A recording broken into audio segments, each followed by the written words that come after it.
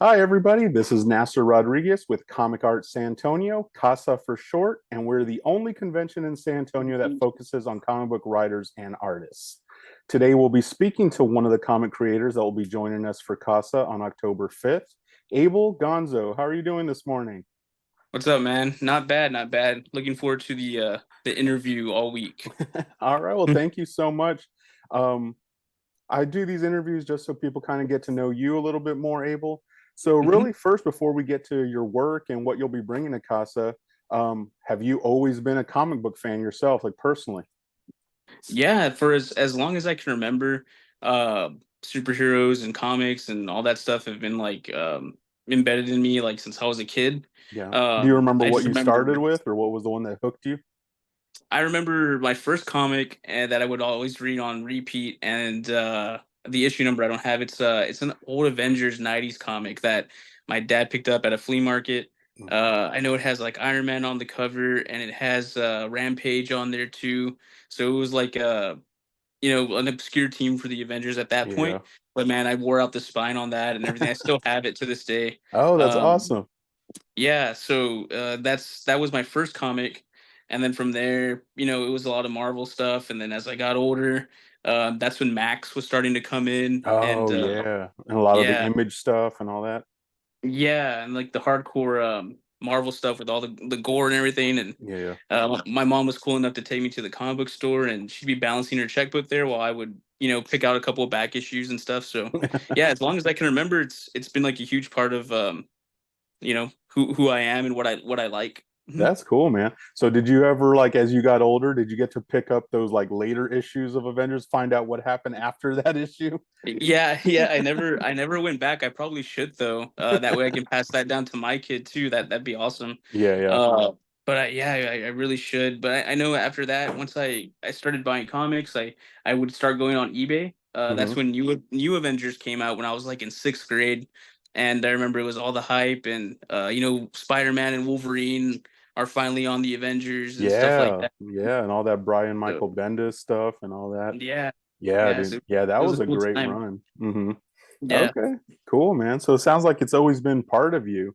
So even back then, when you like started reading comics, did were you always a kid that was drawing and that kind of stuff? Yeah, so drawing also has also been like a huge part of growing up. My mom also saved a whole bunch of my doodles that I would do as a kid.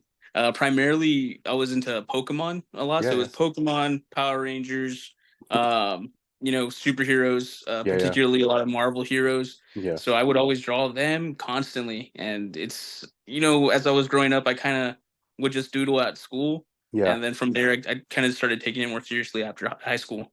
Yeah, I think a lot of us, were the ones. So I don't do art anymore right now, but when I was like a Mhm. kid, I was doing it a lot. And I think a lot of us were the kind that we were getting in trouble in class because we were drawing more than Yeah. studying or doing our work or that kind of stuff. Mhm. Yeah, and it Yeah. sounds like you're a total '90s kid. Power Rangers, Pokemon, all that stuff. Yeah, yeah, man. It was, and I'm still all about the Pokemon. I Yeah. love it. I mean, my wife, she made this rug right here. Oh, that's Uh, cool. so so yeah, we like it, and um, but yeah, it's the drawing has been a huge part of me, and I'm actually an art teacher now too. Oh, So wow, that's awesome. So you yeah, made it like part of your career. yeah. I've been Yeah, teaching for 7 years, that's cool. and yeah, this is my third year teaching art. Yeah, yeah. So during that time, the '90s, we had a lot of like comic book animated adaptations too. Were you into like X-Men, Batman the Animated Series, any of those? Yeah, so X-Men started a little bit before I was born. So I Oh, would be okay. watching all the reruns on Fox Kids Yeah, yeah. after I get home from school.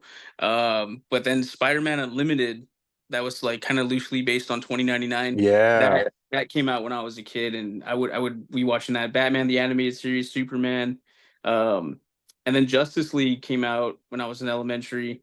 Mhm. That whole Bruce Timm run, Yeah. and I feel like for anyone who watched Justice League or Justice League Unlimited at my age at Yeah, that yeah. point, um, I feel like that just like was a whole lesson on world building, Hmm. storytelling because dude, this was on Cartoon Network Yeah. and we were like uh, you know, 10 years old, taking these huge stories in, Yeah. also with the animated series.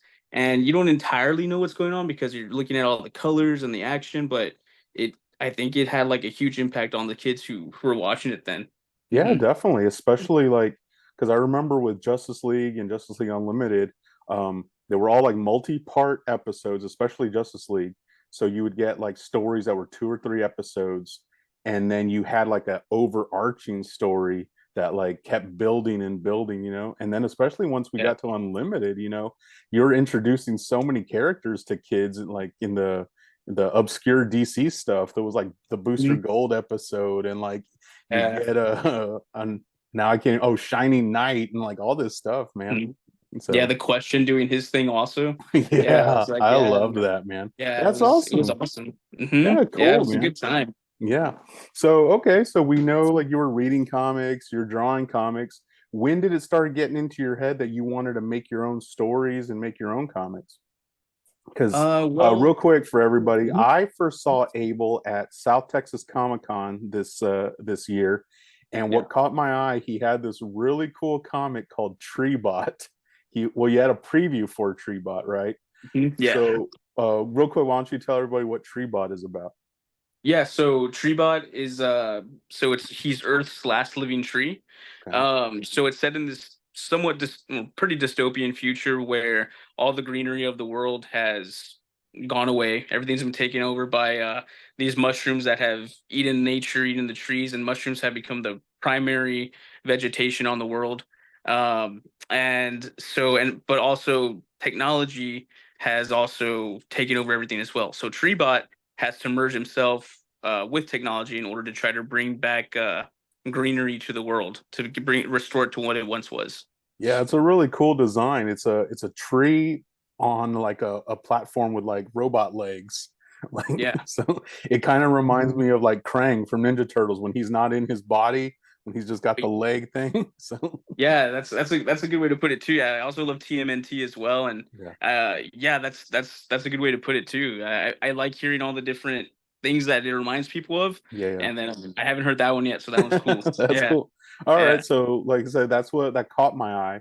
But when is it that you started getting ideas for stories and knowing that you wanted to make your own comics?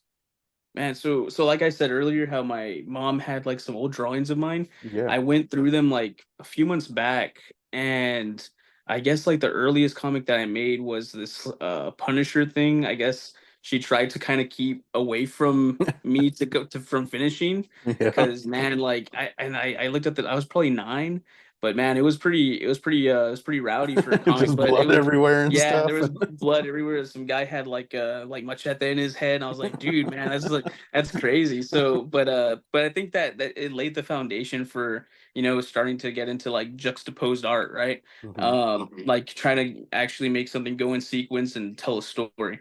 Okay. So after that, high school, I would always doodle. I was huge into video games, but I never really took it seriously. Then in college, um, I moved away from home. The main thing I would do when I was by myself, I would just go to the comic store, pick up some comics, and then I would draw a lot. And I started working for the paper at University of Kingsville, Okay. and there I was doing cartoons for the paper, Oh, okay. and so that happened, and I made a couple of cartoons that actually got some potholes filled Mhm. at the university because there was a huge pothole Oh, epidemic okay. going on. So So were I they made some. like little political cartoon type things like that? Yeah, every now and then I do stuff like that. Like people weren't getting their what's the word I'm looking, their return back from their financial aid, Oh, okay. and it was being like withheld. So I drew like the dean of the school like on top of this huge pile of money kind of thing, and Oh, wow. yeah, and then some things about the potholes, like how they would lead to different hollow earth, different dimensions, and then so they filled the potholes like after like a month after that too. I don't know if I had anything to do with it, but I like to think that I did. You So then definitely did, man. Your cartoons got the problem out there, so more people knew about it. hopefully, yeah, that'd be cool. And then after that, I was trying to find my own character to create. At one point, it was something called Deadstronaut. It was like a space ghost kind of thing. and that kind of didn't really work. I just didn't really feel into it anymore. I needed something fresh. So my buddy, we were hanging out in the garage one time, and they were telling me different stuff to draw. So he told me to draw this tree robot hybrid, and I drew Treebot, and I let him sit for a while. I thought he looked cool, and then I came back to him. I just like, let me draw that guy again, and I started drawing him again, refining him, and I started building this whole world around him. And yeah, during COVID, I created a short issue, and it Mhm. was okay. And this last one, it got even better, and now we're moving on. I actually have somebody that I'm teaming up with for the actual first issue. We're gonna try to send to a publisher. Oh, that's awesome, dude. Yeah. So how Mhm. far along are you on that first issue? We're like in the meeting stages. So like what happened was it's super early development. What happened, we have one thing that we've worked on together so far, Hmm. two things actually, I guess. Um we met up at a Starbucks. We talked it out. I was like, "Hey, I like your style, what you do. You're local as well. This is something that we could work on, and I can't color as good as this guy. Hmm. So he's going to be going ahead and coloring my stuff. So we colored one tree bot that I haven't shared yet, but I'm gonna go ahead and add it to a Kickstarter that I'm gonna try to do along with the comic. Hmm. That will definitely be seen at the Casa for sure. Oh, awesome, man. Yeah, So yeah. that So first that'll issue, be is it completely like you've got it drawn and written and everything? no. It's still in Oh, the okay. works. We're aiming for a 2026 Oh, okay. actual like completion. So I was gonna say 2025, Hmm. but I don't want to sell myself short and put out something that I'm not completely proud of. You know what I Yeah, mean? yeah, So yeah, I'm giving it a little bit of time to stew and to make sure everything's good. Maybe I can have two issues done to send off, so yeah. that way it's kind of a little bit developed. That's cool, man. That's Yeah. awesome that you found somebody local because Mhm. we didn't mention it, but where are you based out of, Abel? I'm based in the Rio Grande Valley, like super Okay. South Texas. Yeah, Yeah, where yeah. the convention was, like 45 minutes, 40 minutes east of here, of Oh, there, okay. where the convention was. Yeah. Okay. Mhm. So have Harlingen. you found other like comic creators and stuff? You say you found this guy who's a colorist. Have you found Yeah. other comic creators? How's the comic creating community, I guess, around there? So as far as for comics go, it doesn't really exist for creating comics. Okay. At least from the who I've met. Yeah, yeah. They're like I haven't really met too many people locally that are creating. If there's some out there, there may be. I haven't met too many. Hmm. Eli, my friend who's going to be coloring with me, he does a lot of Pokemon stuff, but man, his style is out there. Yeah, His coloring is all analog too. yeah, Nothing is like digital that he does. Whenever I color, it's digital. He knows how to do digital, which is what he's going to do with Treebot. But I want him to bring what he does with physical tools onto yeah. digital. Yeah, Okay. so it's going to be like a game changer for how I create things for sure. That's awesome. Can't wait to see Mhm. that. And so what will Yeah, you have at Casa? You say you'll have like a preview of it? yeah. So I'm gonna make a hopefully like a 5 pager Yeah, yeah. that I'm gonna have over there. It'll probably be what do they call those, ash cans? Yeah, an Ashcan. Uh, yeah, so it'll probably be black and white. Probably none of like Eli's coloring in there.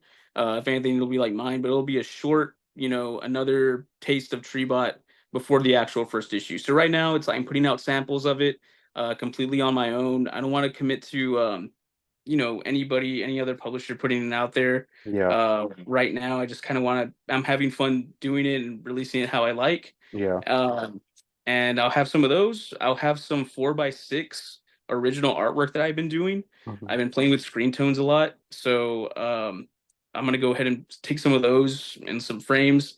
I've never sold original artwork, so this is the first time I'm gonna be doing that. Oh, that's cool, man. Yeah, prints, stickers, pins. Okay. Yeah, gonna have those kinds of things there. That's awesome. And I want to Yeah. ask more about Treebot because, like I said, it's like ever since I saw it, like the idea I think is really cool, and I can't wait to see when you complete like an issue or two. But do Mhm. you have in mind how long the story is? How many issues you have planned? For I just want like an initial like 6 issue run. Like Yeah. that's I don't want to get uh too ahead of myself and then say, oh, it's going to be this ongoing series thing, Okay. because again I do teach full time. um I feel like getting those 6 issues done will be like an achievement in itself. So one Mhm. chapter, One of my hugest inspirations is Daniel Warren Johnson. Mhm. I messaged you about him a couple of Yeah, times too. yeah, I yeah. was like, hey, homie, We tried getting him to Casa, but unfortunately he was busy. So God, dude, that guy's a game changer, man. yeah, It's yeah. crazy. And so he's doing like whenever he releases his stories, they're about 6 issue runs, right? I Hmm. mean, and they're awesome. Like that's all you need, really, right? Yeah, I mean, yeah. you don't need anything else than that. So and we're in this time for comics where we keep getting like first issues pumped out for everything, right? Hmm. Yeah, Everything gets redone, so there is no ongoing anymore. Like, yeah, yeah, it's never gonna make it to like issue 300 or anything like that, yeah, yeah. didn't Spawn barely do that too? Yeah, Like, Spawn. I think yeah. like a Savage Dragon. Those are kind of the only like long ongoings. I mean, a lot of the Marvel stuff they'll have like the legacy numbering, but like you said, Mhm. they're always like re starting with a number one. Well, I Yeah, don't know so with Tree, but I don't know if you had like a sprawling like Lord of oh the well, Rings epic planned or something like that. as far as that goes, as far as like I do have, once that chapter 1 of 6 issues is done with the antagonists and that and the conflicts, I do have other conflicts to explore. Yeah, like potentially depending on how that one goes, I have other antagonists in mind, villains that can have a conflict revolve around them that also reflect, you know I don't know if I want to call them problems in the world, but things that we worry about, I Yeah. guess. Okay. Mhm. Cool. So there Yeah. are plans in case like that first arc does really well for you. You do have Mhm. plans that you could go to for more.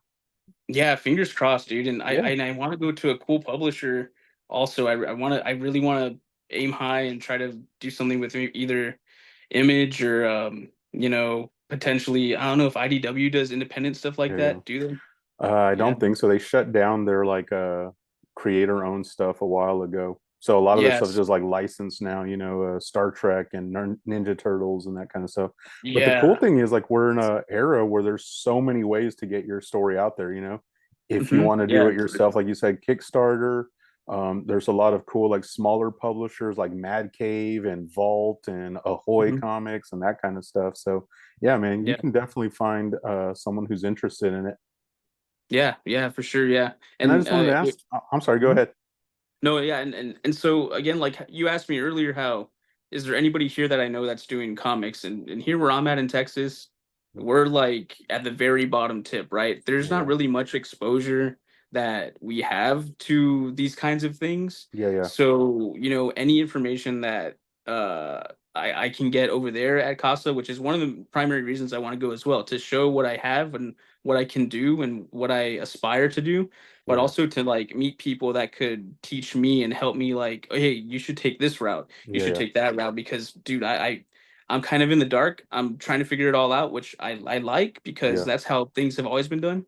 But yeah, any input would be really welcome. Yeah. Yeah, and that's one of the things that we try to do with Casa. We've got people coming from Dallas and Houston, and you're coming from the Valley, and we've got Mhm. San Antonio and Austin people. So, we like that everyone is kind of comes together. And sure, y'all are going to be at your tables trying to sell stuff, but hopefully there's some time where you can walk around and look at other people's stuff and kind of make Yeah. connections and talk and that kind of stuff.